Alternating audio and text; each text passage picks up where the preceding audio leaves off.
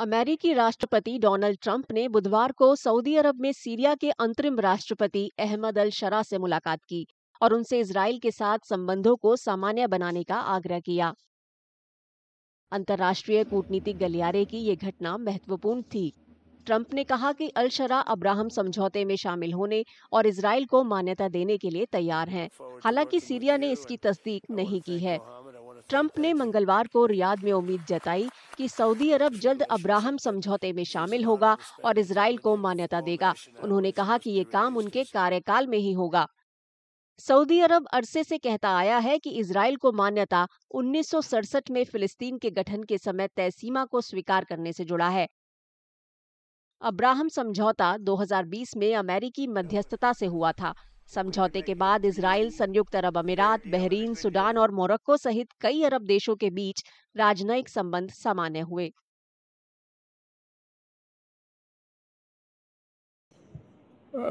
These accords are basically, normalizing relation between Arab states with Israel. Diplomatic, political, and economic cooperation between these countries, what they call it, this will help establish peace in the region. So Americans, this was proposed by the Americans, and Americans are promoting it. Israel is one of the most trusted ally of the United States, and since Americans are plan to withdraw from this region, for their forces, and they want Israel to provide protection or cooperation and military support to these countries. These countries are weak and dependent on United States for security. So this accord becomes very important for Israel and for Americans. Abraham समझौते से मध्य पूर्व की राजनीति में महत्वपूर्ण बदलाव हुआ। समझौते में शामिल देशों ने इजराइल फिलिस्तीन विवाद की परवाह किए बिना इजराइल को मान्यता दी थी। समझौते का नाम अब्राहम रखा गया, जिन्हें यहूदी, ईसाई और इस्लाम में सम्मान के साथ देखा जाता है। वे तीनों धर्मों को एक सूत्र में बांधते हैं।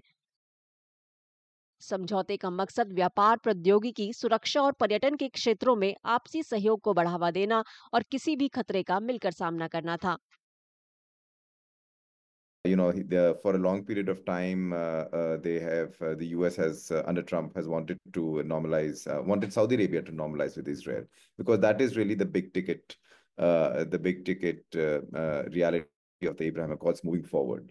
The Saudis are part of IMEC, for example, the India-Middle East Economic Corridor, and that again heavily relies on the fact that Saudi and Israel normalize ties so that trade and political contact can take place.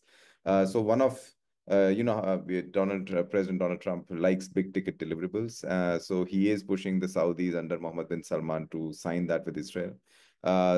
Previously, the Saudis have made it very clear that signing of any such agreement or accord with Israel is reliant on the Palestinian issue and sort of how that moves forward. Abraham समझौते का महत्व क्षेत्रीय गठबंधनों को नया स्वरूप देना और उनके लिए नए आर्थिक मोर्चे खोलना है। जानकारों का मानना है कि इस समझौते से भारत, मध्य पूर्व और यूरोप के बीच करीबी सहयोग हो सकता है, जिससे भारत को भी फायदा पहुंच सकता है।